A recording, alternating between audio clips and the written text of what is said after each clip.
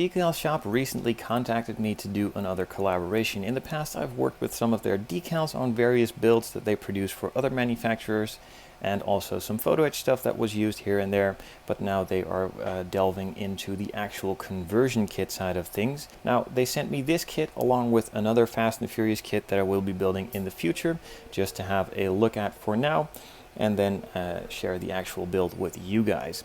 So as a base kit, I'm using the 350Z Nismo version. It should be done on the regular 350Z, but as I mentioned in the other video, those are getting really hard to find somehow, and the prices are incredibly high, so I wasn't really willing to pay that for now. But if it doesn't work out, I might need to switch plans, move on to another build, and actually source a regular 350Z.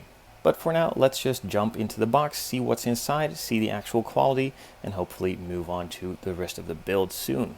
Also, if you are interested in one of these products from Decals Shop, I have an actual discount code for 15% off. I will leave it in the description down below, and also in the video. It is TSMC, the shorter version of the scale modeling channel. So be sure to use that code and grab yourself 15% off.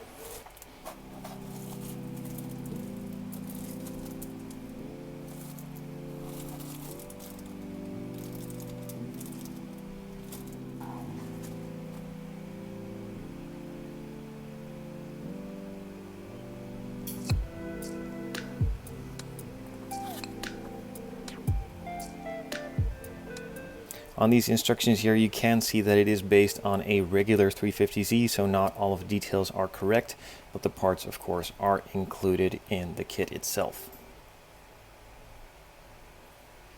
Included in the kit are some wheels too.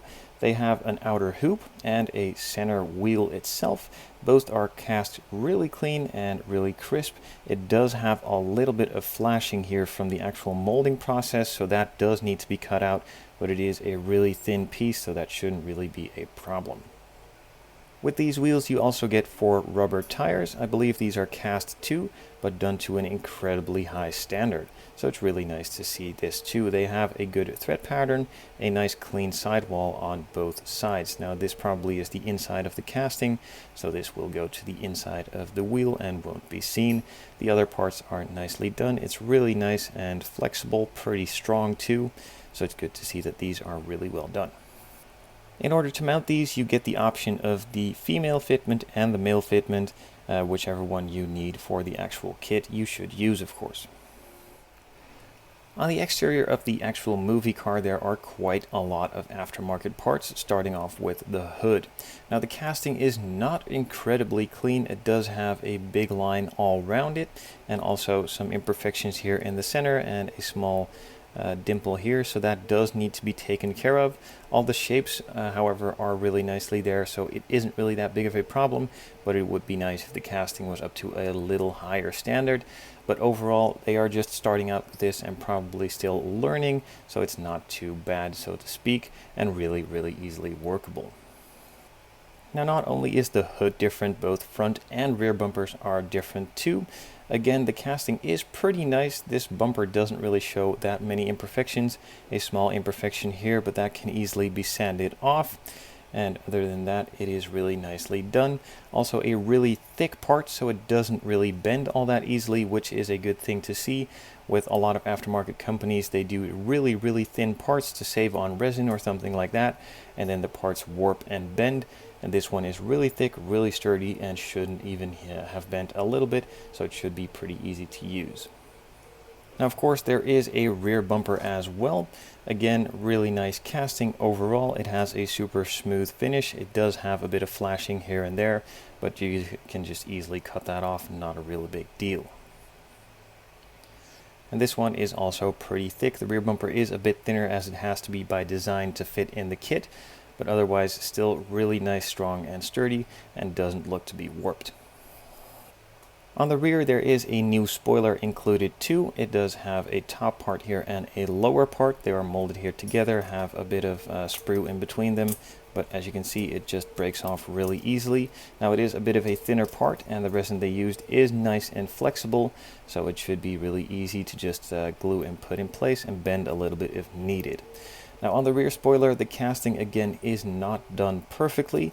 The sides are nice and clean, the rear is pretty clean. It does have a small imperfection in the center piece, but that could also be where a logo needs to be applied, so that can be dismissed.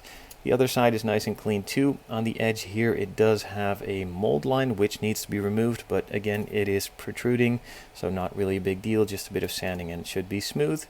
There were probably a couple small imperfections here that they filled up. Again, just sand it down and it should be good, but the casting on this part isn't as good as I would like to see it.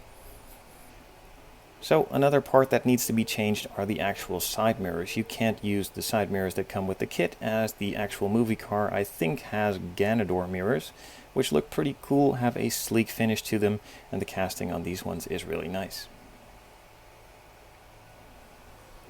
To finish off all of the extra parts for the exterior, there is a wide body too. This is for the front and side skirt and rear too.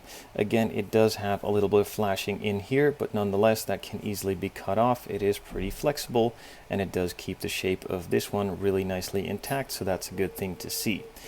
The molding on this one is really nice. Again, on the underside it does have a little bit of a mold line, but that needs to be removed anyway, same with regular kits. The inside should fit up perfectly, as it already has a lot of the shape of the body molded in here, and therefore makes it a lot easier to position it. Now the same goes for the side skirt and the rear over fender. Both are nicely cast both in and outside.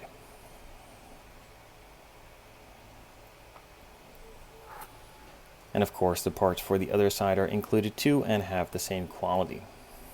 So for the interior, there aren't really all that many parts that need to be changed. The seats do need to be changed, and I think the steering wheel too. That is sadly not included in this conversion kit, so I might have to source an aftermarket one, but I haven't really looked at reference photos, so it could just be that the stock steering wheel was used, but I'm not sure at the moment. The casting on the front side is really nice and clean. The side looks good too. The rear is a little bit of a letdown. The mold wasn't really done perfectly, so it does have a pretty fat line in the middle here. But again, this can easily just be sanded off, and most of this will be hidden behind the rear seats, as you won't ever see it again, so it's not that big of a deal, but the casting could have been done a little bit better. And finally, to finish it all off, there is a nice decal sheet with some of these Fast and Furious graphics. This is one big piece for the side that continues a little bit on the roof. I think this is the other side, some of the interior decals here and there, and some license plates and various other logos. On the rear spoiler, I mentioned there was a small indent for the Veilside logo, and that actually is included here too, so that wasn't as big of a deal as I thought it would be.